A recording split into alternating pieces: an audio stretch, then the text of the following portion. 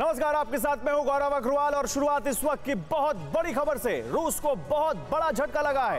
रूस को संयुक्त राष्ट्र मानवाधिकार आयोग से सस्पेंड कर दिया गया है। यूएन में 93 सदस्यों ने इस प्रस्ताव के समर्थन में मतदान किया है, वहीं 24 सदस्यों ने इसका विरोध किया और 58 सदस्य ऐसे हैं जो मतदान से दूर रहे। भारत भी 58 देशों में ही शामिल, 58 सदस्यों में भारत ने भी मतदान से दूरी बनाई। वहीं चीन और ईरान सहित 24 देशों ने रूस का समर्थन किया। तो ये हम आपको दिखा रहे हैं वो तस्वीर, वो लिस्ट जिसमें आप देख सकते हैं कि यूएनजीए में वो कौन सा प्रोसेस था जिसके तहत किस देश ने रूस को यूएनएचआरसी से बाहर निकालने का समर्थन दिया। 93 वोट रूस के खिलाफ पड़े और इसके अलावा 24 ऐसे देश थे जो रूस के समर्थन में थे, लेकिन भारत समेत 58 देशों ने एक बार फिर से इस प्रोसेस का बहिष्कार किया। 58 देशों ने इस वोटिंग में हिस्सा नहीं लिया। यूएनजीए से रूस को बहुत बड़ा झटका।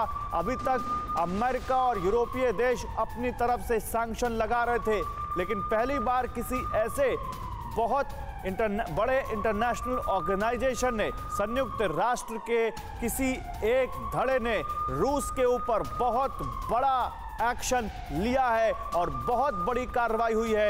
यूएनएचआरसी से अब रूस को सस्पेंड करने वाले फैसले पर यहां एक बहुत बड़ा फैसला वोटिंग से होते हुए। इसके मायने क्या है? आगे और भी देश रूस के खिलाफ जा सकते हैं।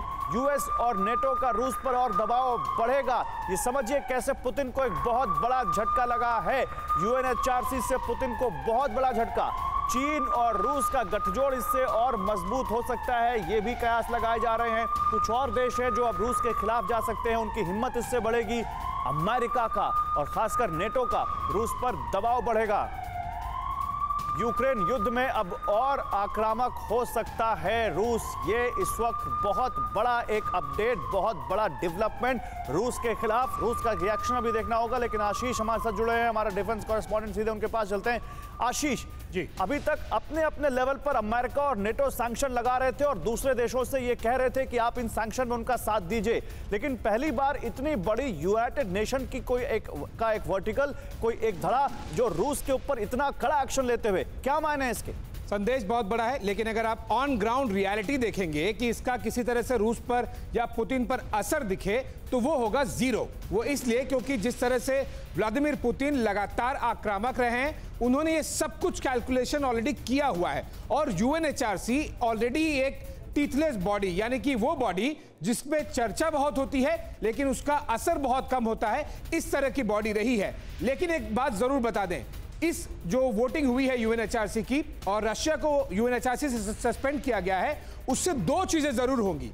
यूक्रेन का उत्साह बढ़ेगा और रशिया का बौखलाहट बढ़ेगा। रशिया की जैसे ही बौखलाहट बढ़ती है, अगले 48 से 72 घंटे आप मान के चलिए यूक्रेन पर और ज्यादा बहुत ही तेजी से आक्रामक होगा रूस। और ये जो बौखलाहट यूएनएचआरसी में हार की है, वो आपको ऑन ग्राउंड यूक्रेन के आसमान में और जमीन पे दिखाई देगी अगले 24 से 48 घंटों में।